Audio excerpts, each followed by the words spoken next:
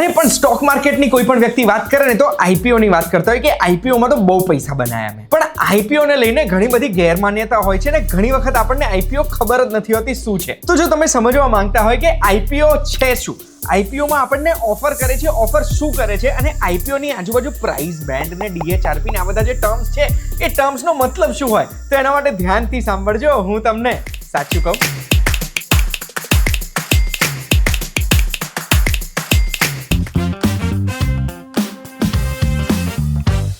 યો વોચિંગ સાચું કહું, મારું નામ છે ગુંજ ઠક્કર અને બહુ જ બધી સિરીઝોમાં કે બહુ જ બધી જગ્યાએ આપણે સાંભળ્યું છે equity of a company. Equity શું છે? તો ઇક્વિટી એટલે એક કંપનીનો નેટ વર્થ કેટલો છે, એની કિંમત શું છે, એના અસેટમાંથી એની લાયબિલિટી બાદ કરીએ તો કેટલી ઇક્વિટી થાય છે એ આપણને ખબર પડે. અને એ નેટવર્થ એ ઇક્વિટીમાં આપણને જો એક ભાગ મળે ને તો એને એ ભાગને લિટરલ ટ્રાન્સલેશન જ કરાય, એને કહેવાય શેર ઓફ અ કંપની. હવે ઇક્વિટી તમે સમજી ગયા. હવે હું તમને એક ઉદાહરણ આપવા માંગુ છું મારા મિત્રનું. મારો એક મિત્ર છે, એની એક કંપની છે, એ પ્લાન્ટ્સનો છોડનો ધંધો કરે છે. એ રોજે 300 પ્લાન્ટ વેચે છે. રોજના 300 પ્લાન્ટ વેચીને એ દરેક પ્લાન્ટ વેચીને એના ઉપર 10 રૂપિયા કમાય છે, એટલે રોજના 3000 રૂપિયા કમાય છે. મને થઈ ગયું કે ભાઈ આ જે ધંધો કરી રહ્યો છે ને, આની જે કેપેસિટી છે ધંધો કરવાની, એ જે ફિલ્ડમાં ઉતર્યો છે એ ફિલ્ડમાં એ રોજના 300ની જગ્યાએ એ રોજના 3000 પ્લાન્ટ વેચી શકે, એટલે એ અહીંયાથી 10 ગણો એનો બિઝનેસ લઈ જાય. એટલે પછી મેં વિચાર્યું કે એની કંપનીમાં આપણે થોડો સ્ટેક ખરીદી લઈએ, ભાગ લઈ લઈએ. હવે એ જે ભાગ લેવો છે ને, એ ભાગમાં આપણે ખાલી 1% ભાગ લઈ લઈએ તો એ રોજના જે 3000 રૂપિયા કમાય છે એમાંથી આપણે રોજના 30 રૂપિયા કમાઈ શકીશું. તો એના માટે આપણે 1% સ્ટેક, 1% ઇક્વિટી, 1% ઓફ નેટવર્થ જો એની કંપનીમાં લેવું છે તો હું લોયર ભેગા કરીશ, સીએ ને ભેગા કરીશ, એને કંપનીમાં પૂછીશ કે તારી કંપનીમાં ટોટલ શેર કેટલા છે, એમાંથી કેટલા શેર હું ખરીદી શકું, અને ફાઇનલી જે રકમ નક્કી થાય છે એ રકમ ઉપર જો હું 1% કંપનીનો ભાગ લઈ લઉં છું તો હું એ કંપનીનો 1% માલિક બની ગયો. હવે જો આજે હું એ કંપનીનો 1%નો માલિક બની ગયો તો શું આજે સાંજે, કાલે સવારે હું આ કંપનીનો 1%નો ભાગ વેચી શકીશ? અગર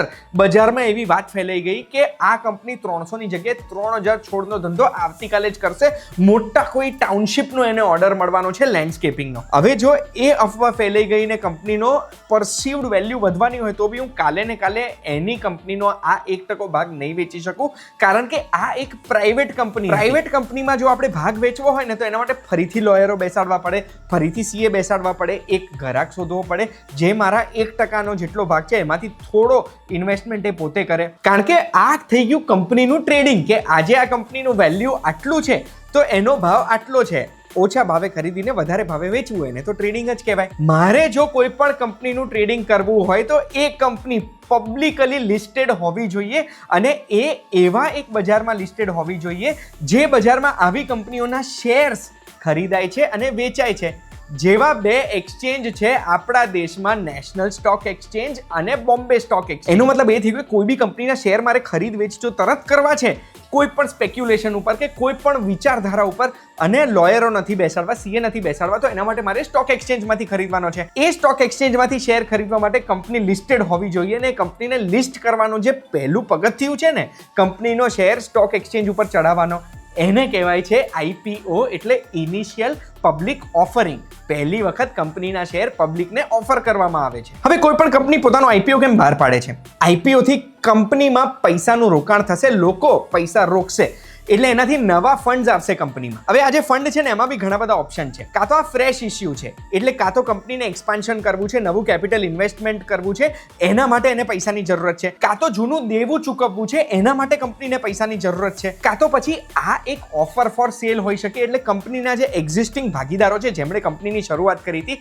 એ હવે કંપનીના પોતાના શેર વેચવા માંગે છે, મારા ભાઈબંધની જેમ જેણે 1% મને સ્ટેક વેચ્યો હતો, અને એના પછી એ પોતાના પૈસા કાઢી લેવા માંગે છે હાયર વેલ્યુએશન પર. કાં તો પછી કંપની આઈપીઓ બહાર પાડીને લિસ્ટ થઈને ફેમસ થવા માંગે છે, અને આ બધી જ વસ્તુઓ કરવા માટે કંપનીને શેર્સમાં ડિવાઈડ કરવામાં આવે છે, અને દરેક શેરનો એક ભાવ નક્કી કરવામાં આવે છે, જે ભાવથી એ શેરને પબ્લિકને વેચવામાં આવે છે, જે આપણે એપ્લિકેશન કરતા હોઈએ. દરેક શેરમાં છે ને સૌથી પહેલા તો એક ફેસ વેલ્યુ લખેલી હોય છે, 1 રૂપિયો, 2 રૂપિયા કે 10 રૂપિયા હોય, એ ફેસ વેલ્યુ આપણો એકચ્યુઅલ ભાવ થઈ ગયો. એ જે ફેસ વેલ્યુની ઉપરનો જે ભાવ છે ને, એક પ્રીમિયમ છે, એ કંપનીનું ગુડવિલ છે કે કંપની આટલી મોટી થઈ ગઈ ને ફ્યુચરમાં જે ગ્રોથ દેખાય છે એ કંપનીનો એક ગ્રોથના પૈસા થઈ ગયા. બાકી ફેસ વેલ્યુ છે એટલો જ આપણો ભાગ હોય. એના પછી આપણે જ્યારે શેરમાં અપ્લાય કરીએ તો એમાં પ્રાઇસ બેન્ડ કરીને એક ટર્મ હોય. આ પ્રાઇસ બેન્ડ એટલે રેન્જ ઓફ પ્રાઇસ છે કે લો આટલો ભાવ અને હાઈ આટલો ભાવ. હવે જ્યારે આપણે કોઈ બી શેર માટે એપ્લિકેશન કરીએ છીએ, આઈપીઓ ભરીએ છીએ ને, તો આપણને બધા સલાહ આપશે કે હાઈ જે ઉપરનો ભાવ છે ને એના ઉપર જ આપણે કરવાનો. એટલે કટ ઓફ પ્રાઇસ જો અગર હાઈએસ્ટ ઉપર અટકી ગયો તો પછી આપણને અલોટમેન્ટ થવાના ચાન્સીસ વધે. આમાં કેવું હોય જો તમને સમજાવું. હવે આ સમજાવવા માટે હું તમને એક એક્ઝામ્પલ આપું છું. માની લો એક કંપનીના 100 શેર બહાર પડ્યા છે. આ 100 શેર માટે 300 લોકોએ એપ્લિકેશન કર્યું છે, પણ આ 300 લોકોમાંથી 100 જણાએ 5 રૂપિયા કર્યું છે. એનો પ્રાઇસ બેન્ડ 5 થી 7 છે.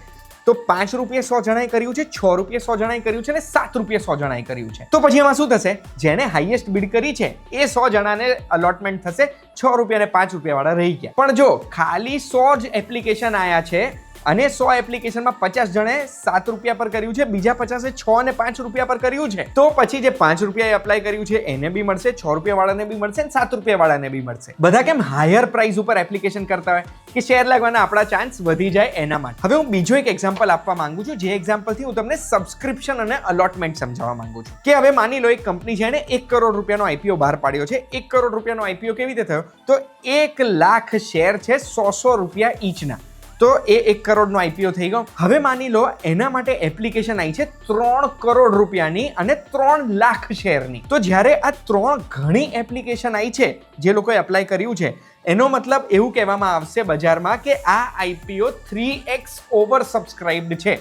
3 ગણો ઓવર સબસ્ક્રાઇબ થયો છે અને એટલે અલોટમેન્ટ 33% લોકોને થશે. અલોટમેન્ટ થશે 3 લાખમાંથી 1 લાખ શેરના એપ્લિકન્ટ્સને અને એ અલોટમેન્ટ થશે ત્યારે એમના ખાતામાં શેર આવશે. બીજા બધા લોકોને પૈસા રિફંડ મળી જશે, કોઈ પણ ચાર્જીસ એમને લાગશે નહીં. અહીંયા સુધી આઈપીઓની બધી ટર્મ્સ તમે સમજી ગયા છો. હવે ખાલી એક છેલ્લી ટર્મ સમજાવવા માંગુ છું, DHRP, draft red hearing prospectus. કોઈ બી કંપનીએ જો આઈપીઓ બહાર પાડવો હોય ને તો એ બહાર પાડવા માટે એમણે પોતાની કંપનીનું બધું જ આખું ખુલ્લું કરી દેવું પડે. આઈપીઓથી ઘણી કંપનીઝ એટલે જ ડરતી હોય છે, પ્રાઇવેટ રાખતા હોય છે, કારણ કે એમને એવું હોય કે યાર મારી કંપનીના ઇન્ટરનલ અકાઉન્ટ મારે બહાર નથી પાડવા.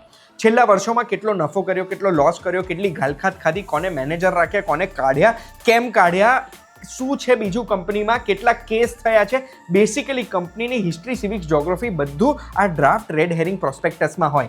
એના સિવાય જે આઈપીઓ બહાર પાડી રહ્યા છે એ આઈપીઓના પૈસાથી શું કરવાના છે એ પણ એમાં લખેલું હોય. ફ્યુચરમાં કંપનીનો ગ્રોથ કઈ બાજુ છે, ફ્યુચરમાં કંપની શું શું વિચારે છે, આ બધું DHRPમાં હોય, જે સેબી જોડે દરેક કંપની ફાઇલ કરતી હોય. અને આ DHRP વાંચીને આપણને ખબર પડી જાય કે આ કંપનીમાં આપણે ઇન્વેસ્ટ કરવાનું કે નહીં. ઇન્વેસ્ટ કરવાનું કે નહીં એ તમે DHRPથી ખબર પડી જશે. પણ આ વિડીયો જોયા પછી આઈપીઓ શું હોય છે એ તમે સમજી ગયા હોય ને, તો યાર સબસ્ક્રાઇબ કરવાનું ના ભૂલતા. આવા તો બહુ જ બધા ટોપિક સરળ ભાષામાં તમને સમજાઈ જાય ને એવા વિડીયોઝ અમે બનાવવાના છે. આપણે ફરી મળીશું.